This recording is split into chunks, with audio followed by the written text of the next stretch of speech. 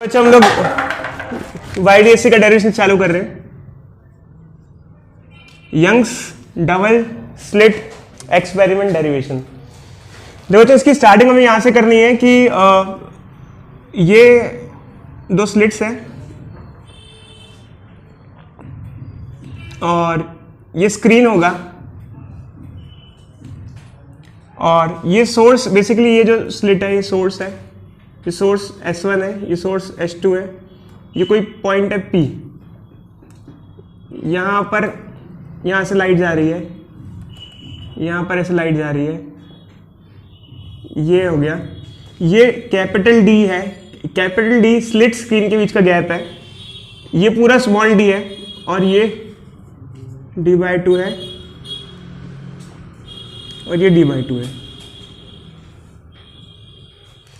ठीक है, इसको थोड़ा सा और कंस्ट्रक्ट कर देते हैं। हाँ जी बोलो। ठीक है, हाँ इधर देखो अच्छे। तो ये एक पॉइंट है, यहाँ पर हमें मालूम करना है कि यहाँ फ्रिंज कौन सी होगी, कंस्ट्रक्टिव होगी या डिस्ट्रक्टिव होगी। इसको हम डिस्टेंस को x या y मान सकते हैं, हम इसको y मान लेते हैं, कंसिडर कर लेते हैं। मान लो जो भी डिस्टेंस होते हैं वो बीच से निकाले जाते हैं। बीच वाली जो फ्रिंज होती है उसे क्या कहा जाता है? Centre bright. ये पूरा d है, यहाँ से यहाँ तक पूरा d होता है।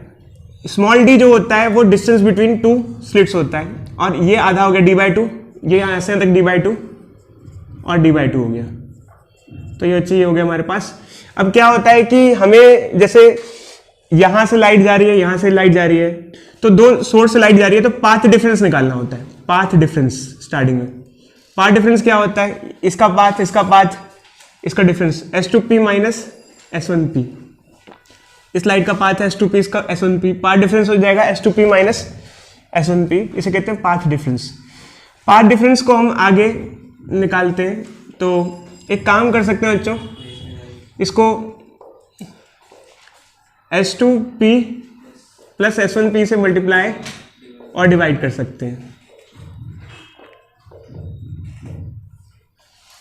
तो पाथ डिफरेंस क्या हो जाएगा? S2P का स्क्वायर माइनस S1P का square by S2P plus S1P। अब यहाँ पर हमें S2P का स्क्वायर कैसे मिलेगा? देखो अच्छा, ये S2P स्क्वायर, ये ट्राइंगल बन रहा है। यहाँ अगर आपको S2P का स्क्वायर निकालना है, ये हाइपोटेन्यूज हो जाएगा, ये बेस हो जाएगा, परपेंडिकुलर हो जाएगा। तो हाइपोटेन्यूज का स्क्वायर क्या होगा? बेस का स्क्वायर, बेस क्या है? d स्क्वायर, और परपेंडिकुलर क्या हो जाएगा? ये हो जाएगा। ये कितना हो जाएगा? ये y plus d/2, y plus d/2 का स्क्वायर हो जाएगा। इसको सिंप्लीफाई करेंगे तो ये हो जाएगा d स्क्वायर, ये हो जाएगा a का स्क्वायर, ये स्क्वायर का b स्क्वायर प्लस 2ab। तो ये 2 से 2 कैंसिल हो जाएगा, ये yd आ जाएगा इस तरीके से। ऐसे ही बच्चों ये S2P का स्क्वायर आ गया हमारे पास, S1P का स्क्वायर निकालेंगे हम। कौन सा कौन सा स्टेप? ये इससे मल्टीप्लाई, प्लस से मल्टीप्लाई और डिवाइड कर दिया ना। ठीक है, रेशनलाइज। ठीक है, तो ये S1P का स्क्वायर कैसे आएगा? S1P ये है, ये ट्राइंगल बनेगा हमारा। तो यहाँ पर भी हाइपोटेन्यूज है, हाइपोटेन्यूज का स्क्वायर क्या होगा? बेस का स्क्वायर प्लस परपेंडिकुलर, बट यहाँ परपेंडिकुलर ये होगा और ये कितना होगा? ये पूरा y है और ये d/2 है, ये होगा y minus d/2, y minus d/2 का स्क्वायर। इसको ओपन करेंगे, क्या आएगा? a का स्क्वायर प्लस b का स्क्वायर माइनस 2ab। इस 2 से 2 कट जाएगा, हो जाएगा yd। ठीक है, चाहिए आ गया। तो ये S1P का स्क्वायर आ गया।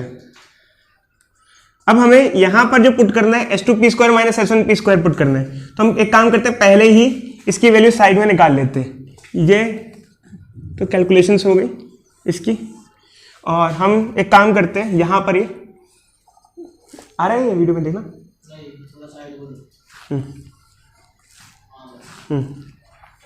S2P square minus S1P square निकाल लेते हैं। तो इसको माइनस करोगे, देखो अच्छा, इसको माइनस करोगे तो ये और ये कट जाएगा, ये और ये कट जाएगा, ये और ये कट जाएगा। तो ये क्या बचेगा? ये आएगा yd माइनस माइनस yd, क्या हो जाएगा? ये 2yd आ जाएगा। ठीक है, तो ये पार्ट डिफरेंस हमारे पास, मतलब ये जो sorry S2P square minus S1P square 2yd आ गया। तो ये हो जाएगा 2yd। अब हम क्या होता है देखो अच्छा, S1P और S2P को ये मान लेते हैं कि ये बेसिकली D के बराबर ही है। एज्यूम कर लेते हैं कि S1P is approximately equal to S2P is approximately equal to D, capital D।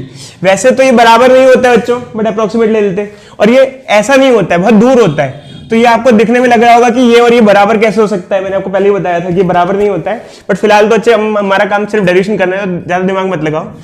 तो D प्लस D क्या हो जाएगा, 2D हो जाएगा, 2 से 2 कैंसिल हो जाएगा, 2 से 2 कैंसिल होने के बाद ये हो जाएगा YD बाय D हो जाएगा। तो इस तरीके से हमारा पार्ट डिफरेंस आ जाएगा। अब हमें निकालना है कि कहाँ कहाँ डार्क फ्रिंज बनेगी, कहाँ कहाँ ब्राइट फ्रिंज बनेगी। तो हम यहाँ पे रूल लगाते हैं फॉर ब्राइट फ्रिंज। इधर देखो बच्चे, फॉर ब्राइट फ्रिंज। देखो बच्चे, ब्राइट फ्रिंज के लिए रूल होता है, ब्राइट फ्रिंज के लिए पाथ डिफरेंस कितना होना चाहिए, कोई बच्चा बताओ? n लैम्डा होना चाहिए पाथ डिफरेंस। ठीक है बच्चे, तो अब हम एक काम करते हैं, इन दोनों को इक्वेट करा देते हैं। n लैम्डा ये पार्ट डिफरेंस है, ये पार्ट डिफरेंस है, is equal to YD by D। तो y निकालना है हमें, y क्या हो जाएगा, n lambda capital D by small d, और y n लगा देंगे। ये nth ब्राइट फ्रिंज की पोजीशन निकालने के लिए, पोजीशन nth ब्राइट फ्रिंज, समझे? ये है position of nth bright fringe. ऐसे ही अगर हमें डार्क फ्रिंज निकालनी है, फॉर डार्क फ्रिंज,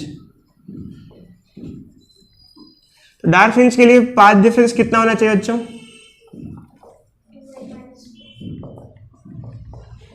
ये होना चाहिए। और पाथ डिफरेंस इसको इक्वेट करा दो फॉर्मूले से, 2n minus 1 lambda by 2 is equal to y lambda d by D. y क्या आ जाएगा, yn क्या आ जाएगा, 2n minus 1 lambda d by 2d, क्या आ जाएगा। इसे कहते हैं पोजीशन फॉर डार्क फ्रिंज और ब्राइट फ्रिंज। ये मेन डेरिवेशन है जो यंग्स डबल स्लिट का है। और इसके बाद वैसे हम उसका करते हैं,